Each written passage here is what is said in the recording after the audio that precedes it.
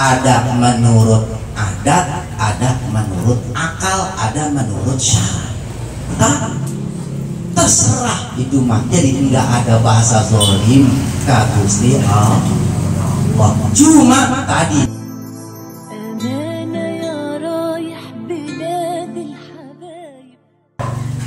jadi kalau perempuan mah sunnah disunat menurut kil kalau perempuan menurut satu pendapat yang lemah bahwa perempuan sunnah disunat. Kalau disunat dapat pahala, tidak disunat pun tidak apa-apa. Tapi kalau laki-laki semuanya wajib kudu disunat. Apanya yang disunat udah jangan diomongin ke situ. Udah pada tahu kalau laki-laki kekocoknya yang kira-kira kulit ngalingin hasyafah itu harus dibuang. Kalau perempuan ya itu kayak jengger ayam pelung, bom. Iya, bom. Yaitu daging sedikit yang ada di atas keluarnya air kencing itu harus dipotong. Harus dipotong perempuan gitu. Makanya kan beda kalau laki-laki mah sunnahnya kudu diramai, kudu diizharin. Tapi kalau perempuan mah kudu sepi-sepi. Ya belum pernah dapat undangan dari orok sampai sekarang nyunatin perempuan belum pernah ya. Iya, hamilnya sendiri udah ada terikin aja, termasuk hamil yang tergesit. Apa di Mandos? Hamil terpeka. Iya, hamil terpeka. Masya Allah. Ya, jadi perempuan mah sunnahnya kudu sir, kudu jangan dirame-ramein. Jadi yang harus dipotong itu pun jangan terlalu tandes motongnya. Jangan terlalu pendek jangan juga. Sedikit dong yang dibuang, jangan terlalu pendek juga yang dibuang sampai tandes, jangan juga. Gak ada memainan katanya.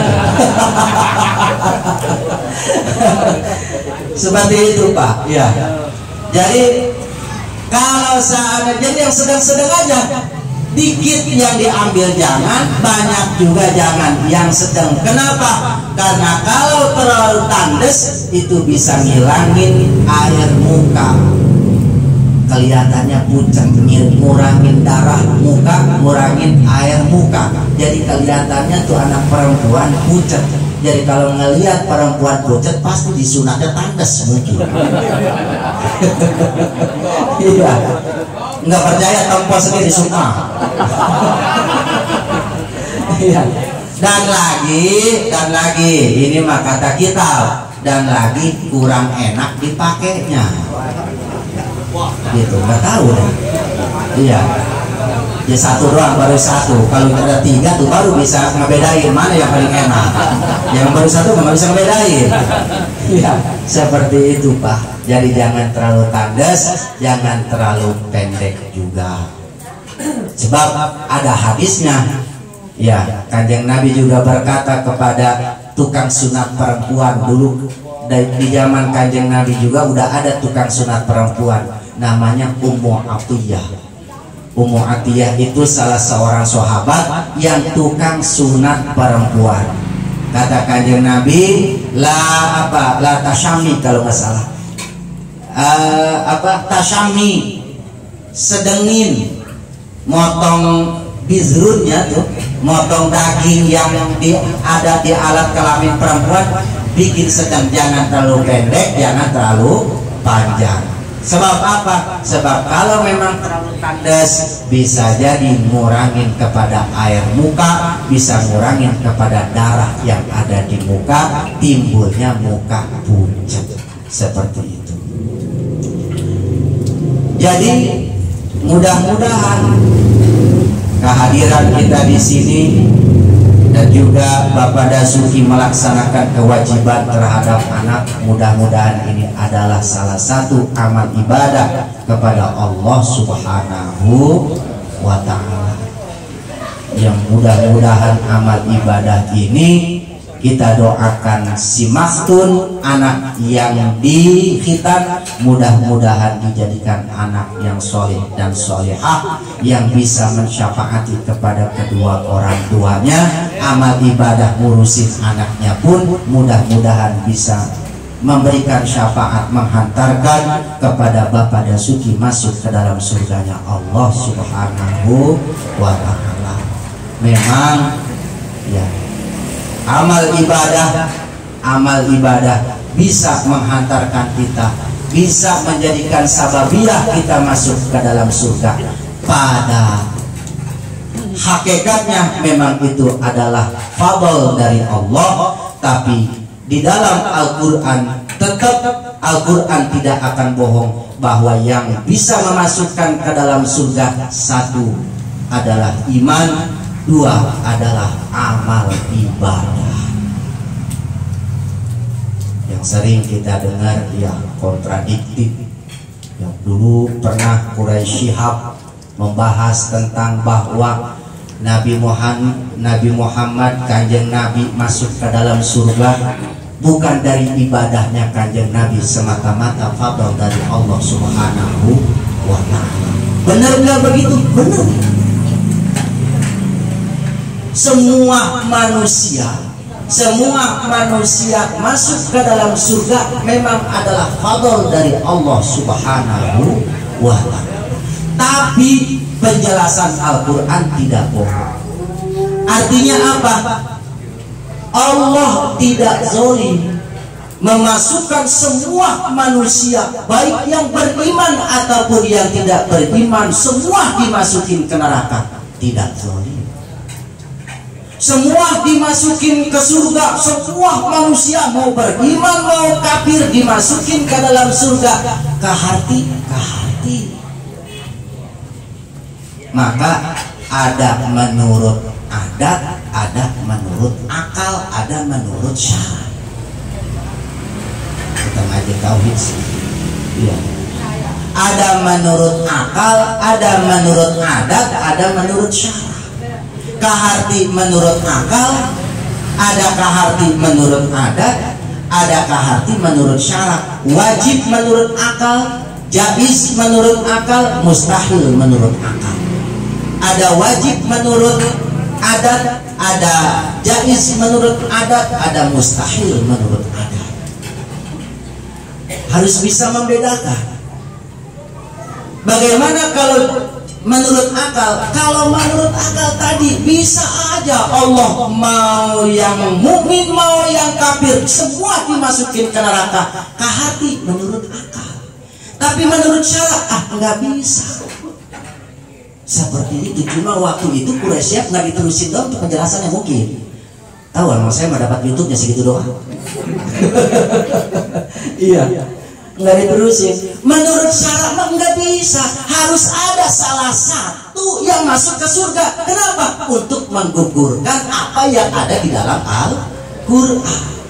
Sebab di dalam Al-Quran orang yang salih kudu masuk ke dalam surga, satu kudu ada. Kalau seandainya semua masuk ke dalam neraka, tidak ada yang masuk ke dalam surga, berarti Quran bohong. Sedangkan Quran bohong mustahil menurut agama, menurut akal.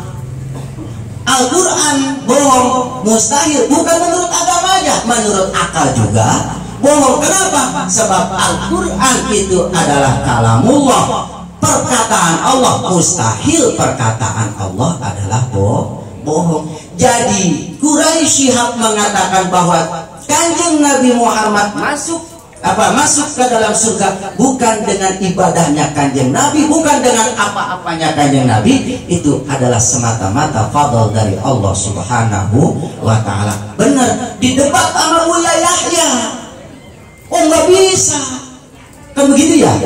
Katanya begitu. Ya ada yang nanya ke saya, di debat sama Buya Yahya, kenapa begitu? Benar Buya Yahya juga. Kenapa benarnya? Ngomongin syariat. Gitu. Jadi sebenarnya pada intinya mas sama. Quraisy Shihab ngomonginnya sejatinya, hakikatnya itu adalah fadl dari Allah. Kalau Buya Yahya itu adalah menurut syariat. Artinya apa?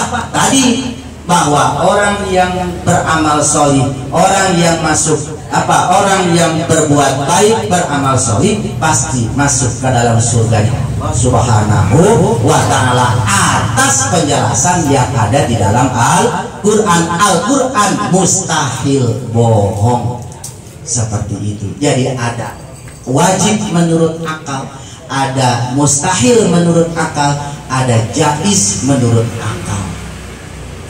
Yang suka disebut Pak, itu namanya Allah memasukin manusia semua ke dalam neraka, boleh-boleh aja, itu namanya jaiz. Sifat jaiz ke Allah ada satu, tarfi'lu kulli mumkinin au tarkuhu. Allah berbuat apa aja terserah.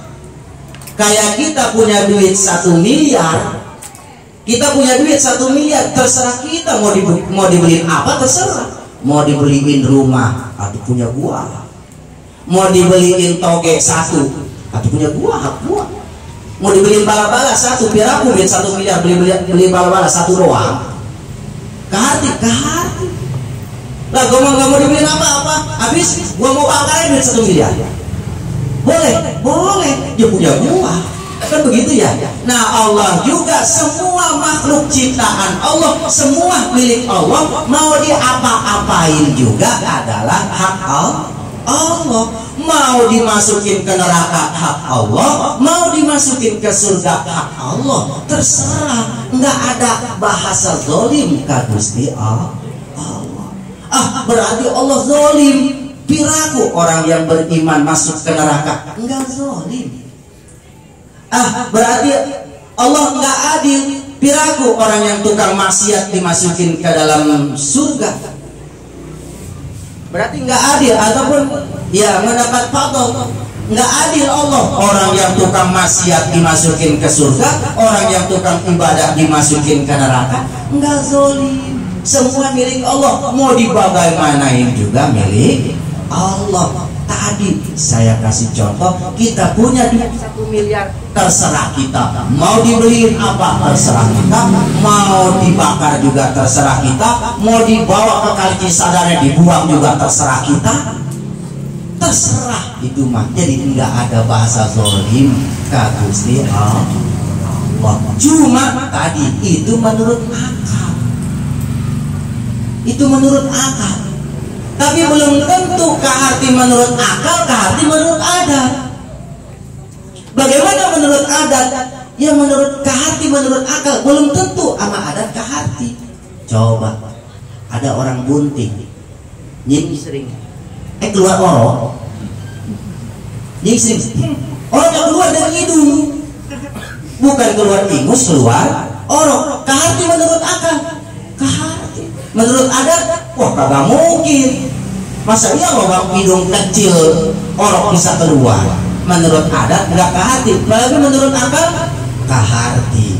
Jadi jangan disamain antara akal dengan adat, antara adat dengan syariat, antara akal dengan syariat, jangan disamain.